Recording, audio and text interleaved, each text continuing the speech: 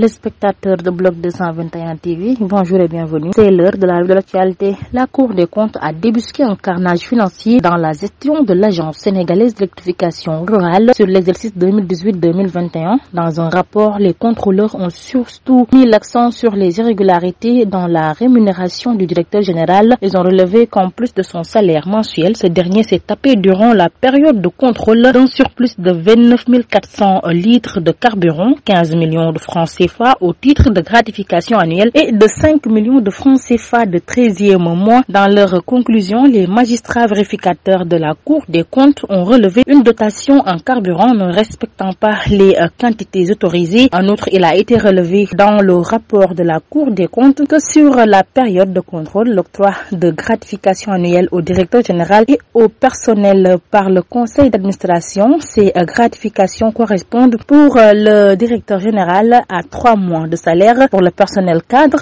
à 2 mois de salaire et pour le personnel non cadre à 2,5 millions de salaire. Candidat malheureux à la présidentielle de 2024, Mamadou Lamine Diallo a vu le président Bassirou Diomaye Diakhar Faye satisfaire une de ses doléances. Il s'agit de l'arrêt des cérémonies protocolaires à grande pompe pour les voyages ou l'accueil du chef de l'État. À noter que depuis son arrivée au pouvoir, le successeur de Macky Sall se démarque par un protocole teinté de sobriété lors de ses voyages. Après sa prière à la grande mosquée omarienne vendredi dernier, Bassirou Diomaye Diakhar Faye sera cette fois-ci à Médina Gounass, dans le sud-est du pays. Selon la présidence, le chef de l'État va effectuer la prière de ce vendredi à la grande mosquée de Médina Gounass. Il se rendra ensuite à la retraite spirituelle du Dakar où il s'entretiendra avec le khalife Thierno Amadou Tidiane Ba. Sur l'international, une épidémie de méningite a causé la mort de 123 personnes au Niger depuis la mi-mars sur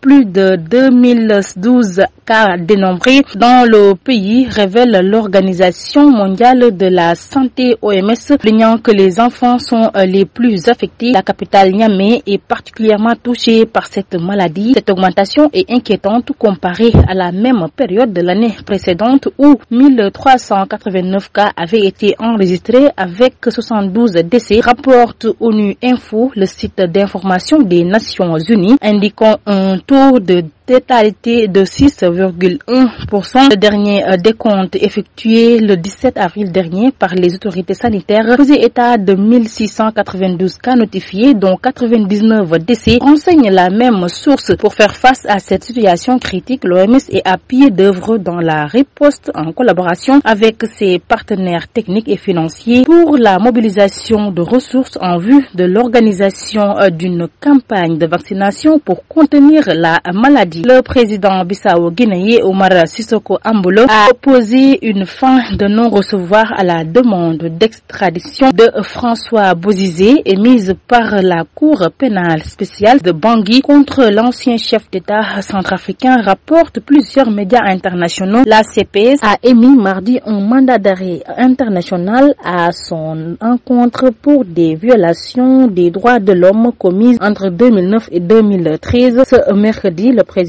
Ambalo a déclaré que la constitution de son pays ne dispose pas de loi d'extradition et que depuis qu'il est arrivé en Guinée-Bissau, François Bozizé n'a créé aucun problème. Pour rappel, François Bozizé a dirigé la République centrafricaine de 2003 à 2013 après un coup d'État contre Ange Félix Patassé avant d'être renversé à son tour par la rébellion Séléka. Après le Tchad, il vit en exil depuis mars 2023 à Bissau. Les pays de l'OTAN se sont dit ce jeudi vivement préoccupés par les activités malveillantes de la Russie menées récemment sur le territoire de l'Alliance qui constitue une menace pour leur sécurité. Dans un communiqué, les alliés dénoncent les activités étatiques hostiles ayant touché la Tchéquie, l'Estonie, l'Allemagne, la Lettonie, la Lituanie, la Pologne et le Royaume-Uni. Il s'agit d'actes de sabotage, d'actes de violence, d'activités cyber, de perturbations électriques, de campagnes campagnes de désinformation et d'autres activités hybrides. En sport, les 6e de finale de la Coupe du Sénégal se sont achevées ce jeudi, marquées par les éliminations de Génération Foot et de l'US Gorée. Les académiciens de Déni Biramdao ont été éliminés par le Casa Sport au tir au but 5-4 après un temps réglementaire vierge de but. L'US Gorée a subi la loi du CNEPS. L'excellence de Thiès, la Jeanne d'Arc, vainqueur du trophée à plusieurs reprises, a assuré sa qualification pour les 8e de finale en battant Africa Foot 3-0 dans un autre match phare entre l'équipe de Ligue 2. L'AS Douane a éliminé Thiès FC 1-0. C'était tout pour aujourd'hui. Nous vous donnons rendez-vous très prochainement. Mais d'ici là, restez avec nos programmes.